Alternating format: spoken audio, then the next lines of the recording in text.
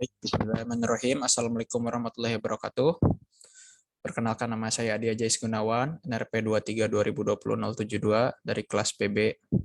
Di sini saya akan mempresentasikan tentang PB2 sensor dan satelit untuk menyelesaikan tugas mata kuliah dari GDA 206 penginderaan jauh.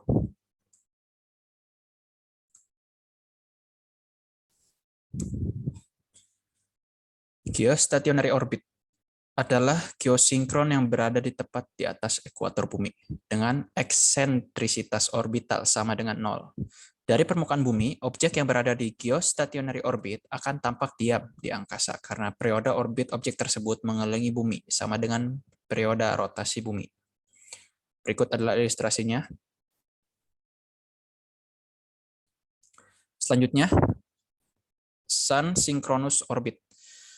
Sun Synchronous Orbit, juga disebut orbit heliosinkron, adalah orbit hampir kutub di sekitar planet, di mana satelit melewati titik tertentu di permukaan planet pada waktu matahari rata-rata lokal yang sama.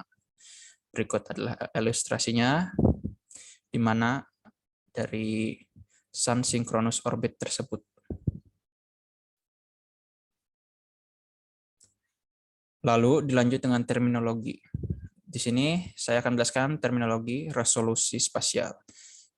Adalah ukuran objek terkecil yang masih dapat disajikan atau dibedakan dan dikenali pada citra. Semakin kecil ukuran objek yang didapat atau direkam, semakin baik resolusi spasialnya. Begitupun sebaliknya.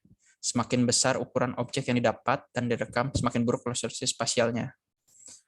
Lalu ada resolusi spektral, yaitu merupakan kemampuan suatu sistem optik elektromagnetik yang berfungsi membedakan informasi objek berdasarkan nilai pantulan ataupun nilai pancaran spektralnya.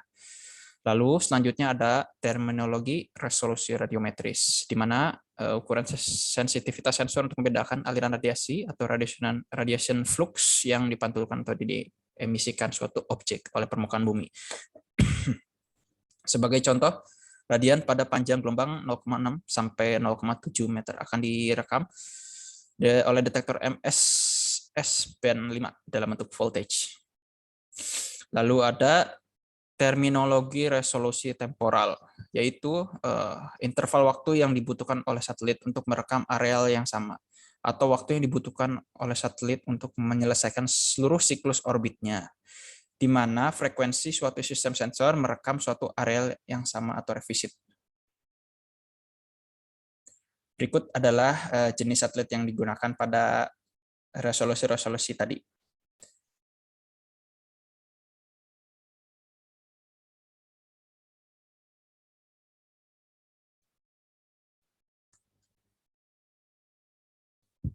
Selanjutnya adalah Landsat 9. Di sini saya akan menjelaskan singkat tentang Landsat terbaru yang dikeluarkan oleh NASA. Spesifikasi Landsat 9 adalah satelit observasi bumi yang diluncurkan pada 27 September 2021 dari SpaceX Launcher Kompleks 3E di Vandenberg Space Force Base dengan kendaraan peluncur Atlas V401.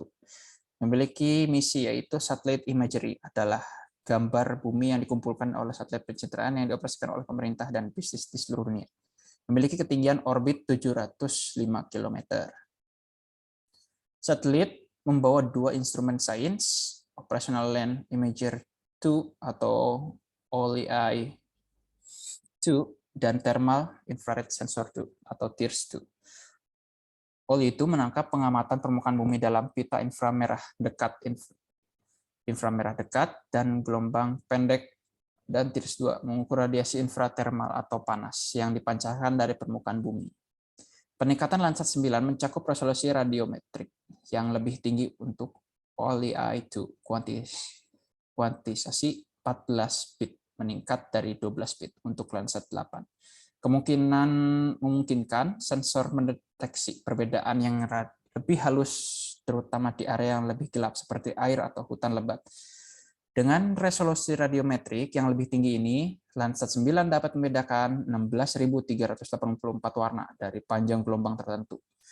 Sebagai perbandingan, Landsat 8 menyediakan data 18 bit dan 4.096 warna, dan Landsat 7 hanya mendeteksi 256 warna dengan resolusi 8 bitnya. Selain peningkatan OLI-2, tiers itu secara signifikan mengurangi cahaya nyasar dibanding dengan lensa 8 tiers. Ya, memungkinkan koreksi atmosfer yang lebih baik dan pengukuran suhu permukaan yang lebih akurat.